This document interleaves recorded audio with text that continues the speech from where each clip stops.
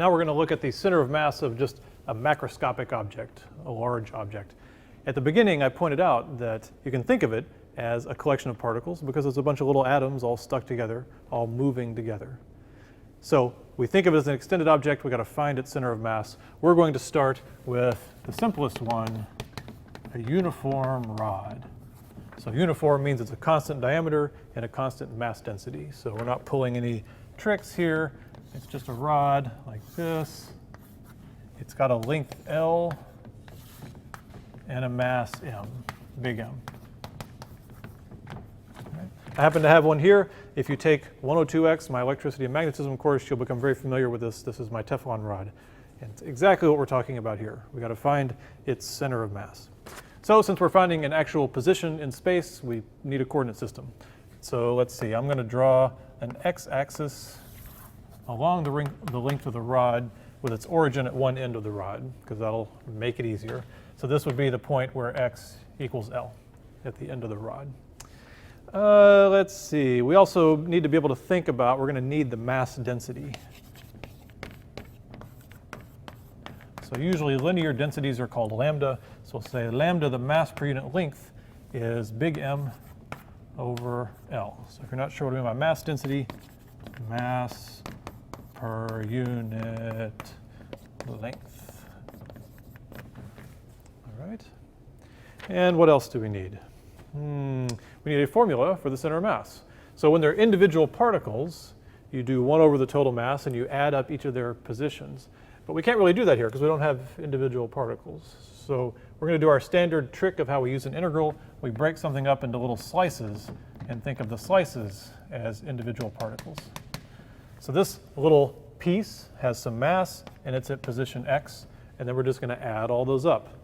Right, so the position of the center of mass is similar. It's 1 over the total mass, but instead of a sum of individual particles, it's an integral where we sum up every one. So it's at x, and then the mass of that particle is dm. It's a differential piece of the rod. Right, so this is the position and this is the mass, just like in the formula where we had the sum. So if we're going to integrate, we usually like to integrate over a dimension, over an axis, not over mass. So we need to convert this dm into something related to x. Right? And that's what we're going to do with this density. We know that for a small piece of the rod, dm is equal to lambda times dx. Right? That's what the mass density is. It's the mass per unit length. So if I'm talking about a little piece here with a length dx, then its mass is dm. So we can, let's see here, we can say this dm must be lambda dx. So we get that the center of mass position is 1 over big M times the integral of x lambda dx. All right, but we're tricky, so we know we can go ahead and pull the lambda out. Right, it's a constant, so we can pull lambda out here. And then now we're simply looking at the integral of x dx. But I didn't put the limits on the integral. The most important thing, not the most important, among the most important things, is that we have to think about we're adding these masses up from where to where, now that we're in terms of x, from the origin to L. Right? So we're integrating from 0 to L. So there's an integral that we can do here. Let's see. So this must be lambda over m, and this is 1/2 x squared evaluated from 0 to L. All right. So if we evaluate that at L, it's 1/2 L squared. At 0 is just 0. So we get lambda over m 1/2 L squared. That looks horribly complicated. That doesn't look nice. But the reason is lambda and big M kind of have similar information in them. Right? So we calculated lambda from big M. So if we substitute lambda to be big M over L, you see what's going to happen. This is going to be big M over big M L, there's lambda, 1/2 L squared. Oh, then the masses go away.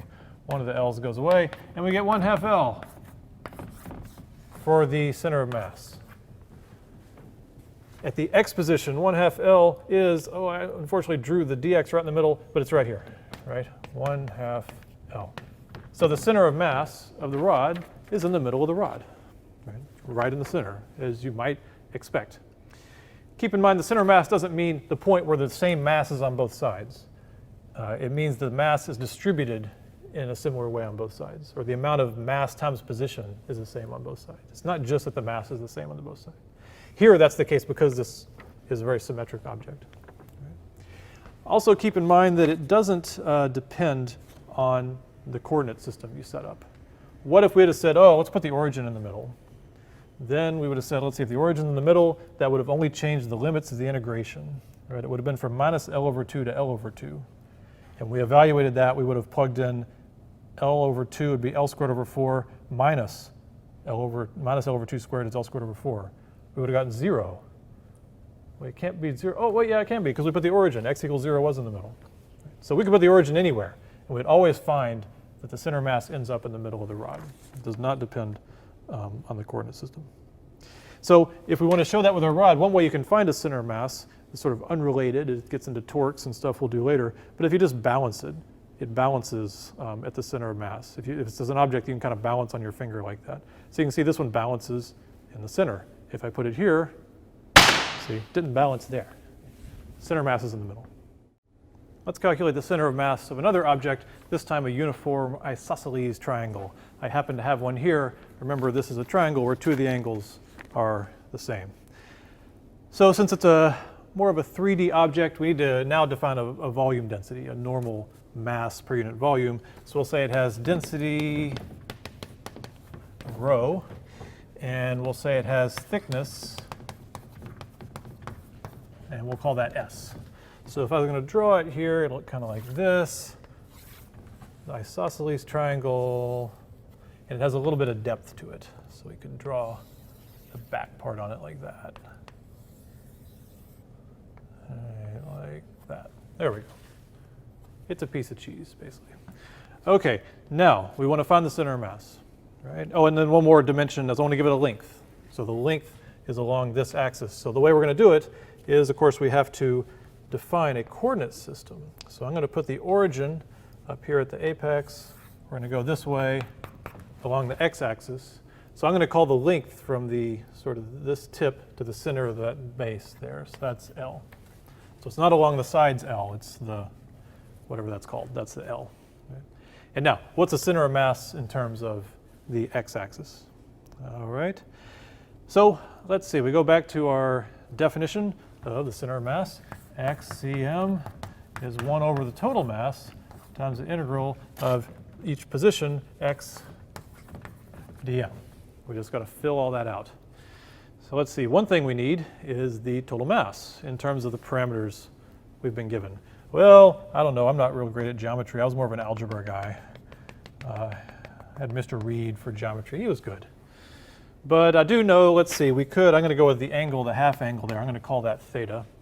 And I know that this is then L, and I know that this must be L times the tangent of theta, right? Because tangent of theta is this over this, so I bring that over, yeah. So this is L tangent theta.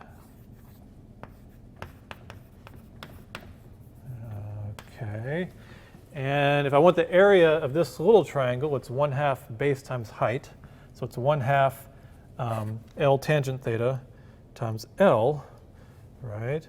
But then there's two of them, so the half kind of goes away. So this area is L tangent theta times L, so L squared tangent theta, right? And then we want the volume. Well, the volume is just this area, and then it's uniform, goes back by thickness S. So the volume is SL squared tangent theta. And then the mass is just the density times the volume, so the mass is rho SL squared tangent theta. Okay, so there, we just did a little geometry to get big M.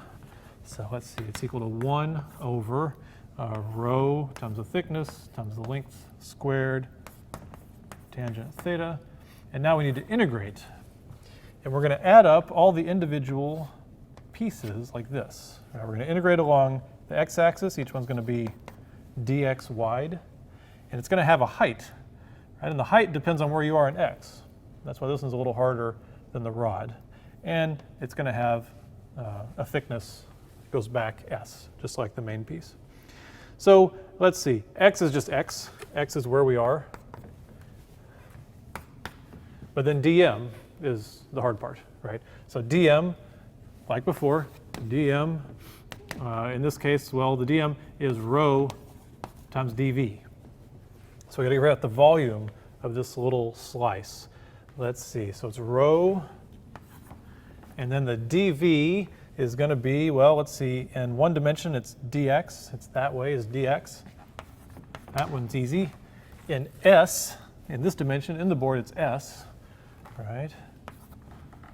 And then the hard one is the height, because the height is going to change as we go from x equals 0 to x equals L, but it's not too bad. It's a triangle. We actually talked about it. Here, this was L tangent theta. If you're only made it to some region x, it's x tangent theta. Right? So that height is x tangent theta, but there's two of them. So it's 2x tangent theta. 2x tangent theta. Okay, so if that blew your mind, all this was our x. dm is rho, and this whole thing is dv. It's just the volume. Let's see. Maybe this is even all correct. I don't know. Yeah, it looks pretty good. So now we see we can actually cancel a lot of stuff. Right? The position of the center of mass probably isn't going to depend on the thickness. If you change the thickness s, it would probably end up in the same place, as you can imagine, based on sort of the symmetry. So that goes away. And then the rho doesn't matter. The position of the center of mass won't change if this thing gets more dense. What else can we cancel? The tangent theta doesn't matter. That's a little weird. The angle of the triangle doesn't affect where the center of mass is. It's kind of maybe not completely expected. What else can we cancel out here? I think that's about it. So we're going to bring the 2 over the L squared. Right, and what are we going to be left with? It looks like all we have left is an x squared dx.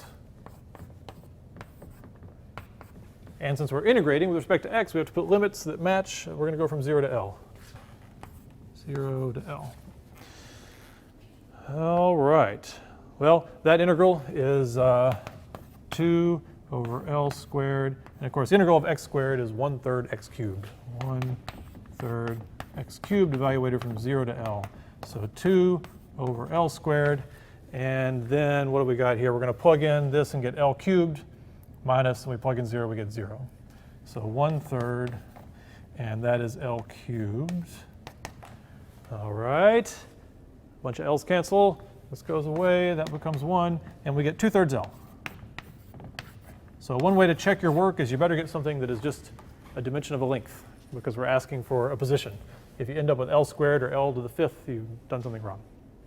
So this says that the center of mass of this isosceles triangle, with a little bit of depth to it to give it some mass, is always 2/3 about right here. 2/3 of L. Right? No matter what the angle it opens is, okay, I guess I could believe that. But no matter what the thickness of the density is, it's always 2/3 of L. We didn't really think about this way, right? So we could also do this whole calculation and say, as we go up and do slices up and go down, do slices down, where's the center of mass? But we know it's going to be on this axis because you can kind of use symmetry. As you move this way, it looks exactly the same on the top and the bottom on either side of this axis. And if it's distributed the same, then all the little x's times dm's are going to be the same. So we're not going to do that direction. We're going to tell you, just trust us. It's along this center axis. But along this way, it wasn't so obvious by symmetry where it was. Along this way, it's at 2/3 L. So the center mass is right there. So I can take my isosceles triangle, and I should find that the center mass is around 2/3 L, and that should be about where it balances, kind of like the rod. We can find the center mass by saying, where does it balance? Where can you balance it? It's a little hard to balance because I got to get right on the x-axis here. There we go, about right there. And yeah, that's about 2/3 L. I'm going to go ahead and mark it, because now we're going to get wild here. And I've got my isosceles triangle with its center of mass. I've got my rod with its center of mass. And then we have to do it. Every physics book talks about the wrench. Where is the center mass of the wrench? It's a difficult integral to do because the shape is so weird. But we can do this trick and say, where is it?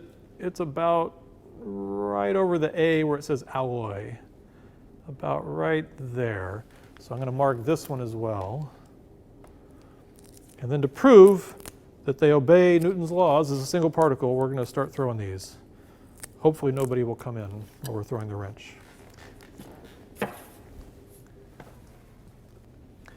All right, first, the rod that you know and love. It's got its center of mass in green. I'll throw it and spin it, and it'll move like a single object. Let's see. Not bad. Here's the isosceles triangle, center of mass in green. It's a little light, tends to fly. Let me see if I can get it to behave here. Maybe not. And then finally, here's the wrench. Got its center of mass by balancing it. It's in green, and hopefully nobody will come in here, and we'll see if this one also moves like a single object. Let me get it going here. Pretty good from here. So all of them moved, their center mass moved as though I just threw a ball.